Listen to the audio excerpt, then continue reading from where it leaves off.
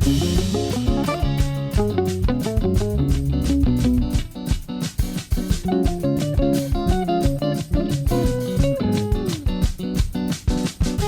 NDP does not support BDS. UNRWA, as imperfect as it is the vehicle through which we are accomplishing that important humanitarian objective. And so consumers are responsible for the growth in emissions as much as the oil and gas sector in Alberta is. And so we have to do both. When the emergency summit on anti-Semitism was called, the only Jewish leader of a federal party was not invited to participate. That's some of what it sounded like Monday at our CJN federal election debate.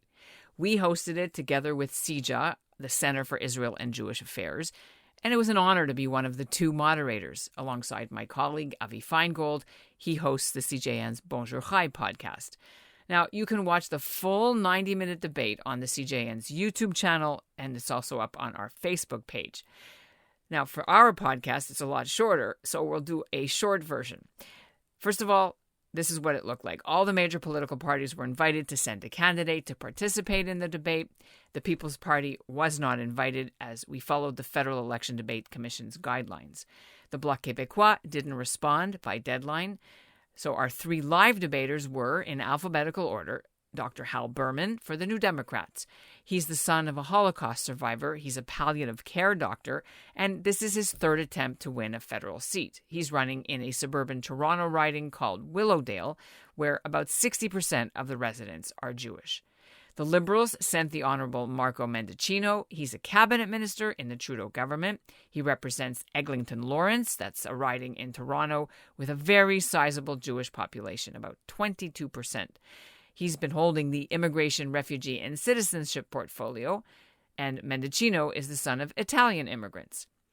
The Honourable Michael Chong represents the Conservative Party of Canada. He's held his mainly rural southern Ontario riding of Wellington, Halton Hills for 6 elections. Chong was a cabinet minister under Stephen Harper's government. He has been the Conservatives' shadow critic for foreign affairs. Chong is also the son of immigrants. His Chinese father and Dutch mother both owe their freedom, he says, to Canadian soldiers who liberated them in the Second World War. Now, the Green Party did send a little greeting, a video greeting, even though they didn't send a candidate, but their leader, Annamie Paul, sent in a short video from Prince Edward Island where it was very, very windy, as you will hear. And as a member of the Jewish community, as the first Jewish woman to lead a federal party, I am so proud of the efforts in the community to be involved and engaged in this election because it matters. It matters because we care about our climate. It matters because the community cares about ensuring a life of dignity for everyone. And it matters because we know that within our community and others, that hate is rising, that intolerance is rising, and that we need to raise our voices. I'm Ellen Besner, and this is what Jewish Canada sounds like for Tuesday, September 14th, 2021. Welcome to the CJN Daily, sponsored by Metropia.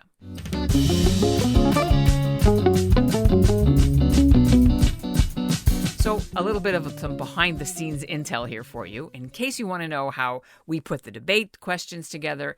Well, we wanted to have Jewish themes, of course, and also more general themes, too. So we asked Canadians to send us their questions, and they did, and you did, and literally this is the theme of the podcast, which is what Jewish Canada sounds like, right? So we didn't get to broadcast all these questions during the actual debate. So here are a few of yours. I have a question for Mr. O'Toole. If fighting anti-Semitism is a priority for your party, why is there no mention of it in your platform? Thank you. My first question is, do you support Israel's right to defend itself? Second question, do you support Hamas? Thank you. My name is Eric Adelman. I live in Victoria, BC, in the Cowichan-Malahat-Langford riding. This is a question for Dr. Hal Berman of the NDP. How do you reconcile being a representative of the NDP, whose riding associations voted that the most important issue to be discussed at the NDP convention was the IHRA definition of anti-Semitism, who has a host of MPs who openly campaign against the IHRA definition of anti-Semitism? So obviously you wanted us to challenge the candidates on Jewish issues such as anti-Semitism, the different parties and how they support Israel and how they handle the Palestinian issue, and we put these questions to them.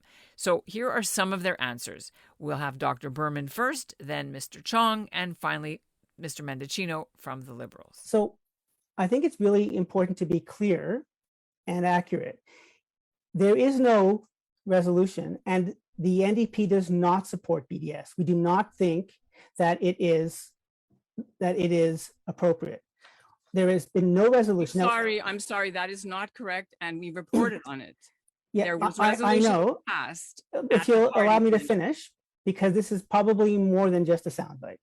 The resolution that was passed talked about restricting trade from areas that were occupied by Israel, not restricting trade with Israel itself.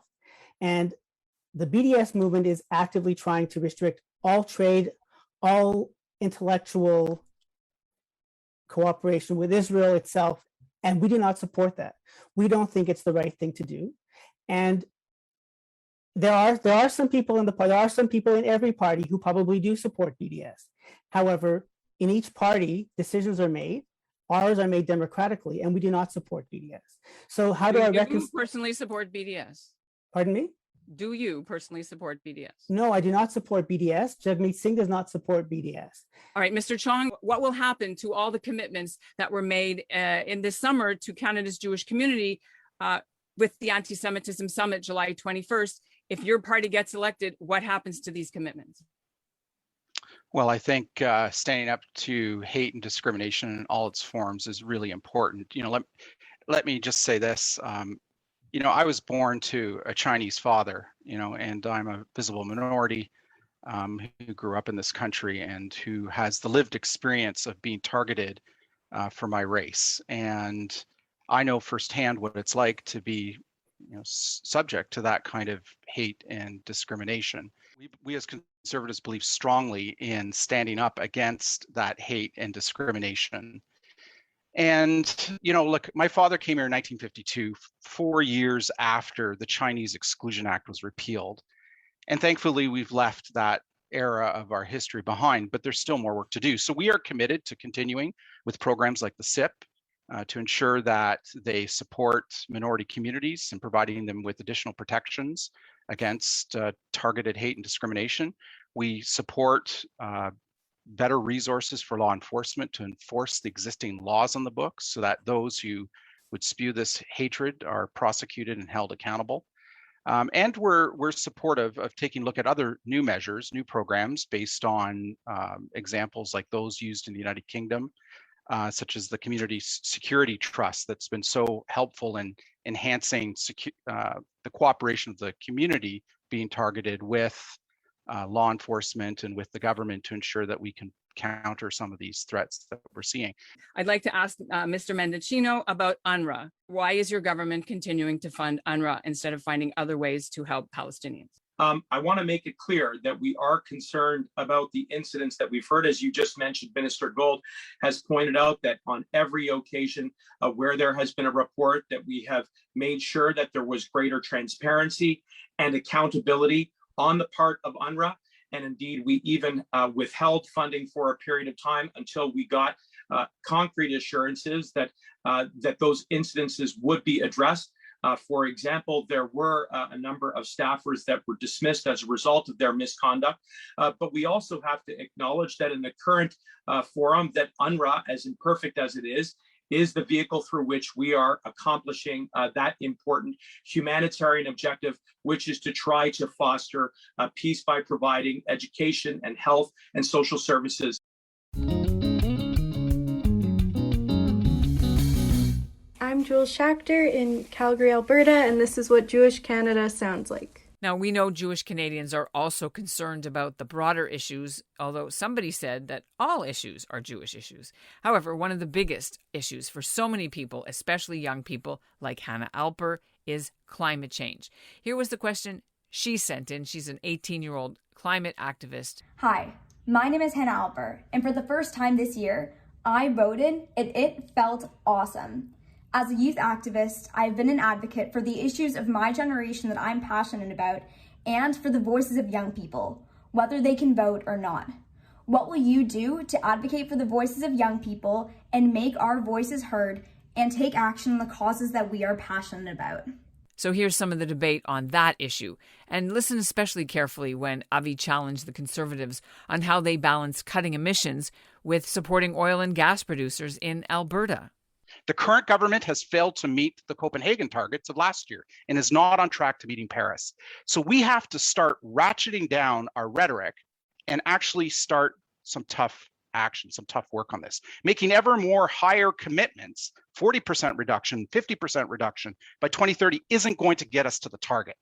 We need serious discussions with our allies about carbon border adjustments. We need to coordinate the price on carbon, particularly on the industrial side of the economy, with the United States and the European Union. And we need to start to do the heavy lifting on this issue rather than just making ever more grandiose promises about what we're going to do in the next 10 years.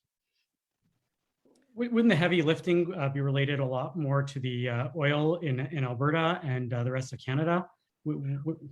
That's a great question, but the reality is consumers in this country are just as responsible for the growth in emissions in this country over the last 30 years as has the oil and gas industry. Well, there is no doubt that our oil and gas sector emissions have grown substantially to about a quarter of all emissions in Canada. The reality is that consumers in this country have equally contributed to the growth in emissions. I wonder if I might chime in here. Despite Michael, your efforts at trying to strike a nonpartisan tone, I think you acknowledge the problem, but you and the Conservative Party have all the wrong prescriptions. I don't place the blame on Canadian consumers for the challenges that we have with regards to climate change. I do think, conversely, that the Liberal Party does have an ambitious plan to tackle one of the big questions of our time by ensuring that we continue to move forward with putting a price on pollution. That's something that Conservative provincial governments, as well as federally, your party has continued to fight. Indeed, Mr. O'Toole says that if elected government, you would go back and revert back to lower targets. We also think as a Liberal Party, we need to protect oceans. We need to move forward by banning single-use plastics. We need to plant 2 billion trees. And we also need to green our infrastructure because it is that sector that is one of the main contributors to pollution. What we do now is going to have a very big impact on how our children and our grandchildren live on this earth. From that point of view, we have to leave oil in the ground. We can't keep increasing our production. We can't buy pipelines. We can't keep increasing our emissions. We have to actually take strict action. We have to stop subsidizing fossil fuel companies. And that's what Jewish Canada sounds like for this episode of the CJN Daily, sponsored by Metropia, Integrity, Community, Quality, and Customer Care. So drop me a line if you're so inclined and let me know what you thought of the election debate we held.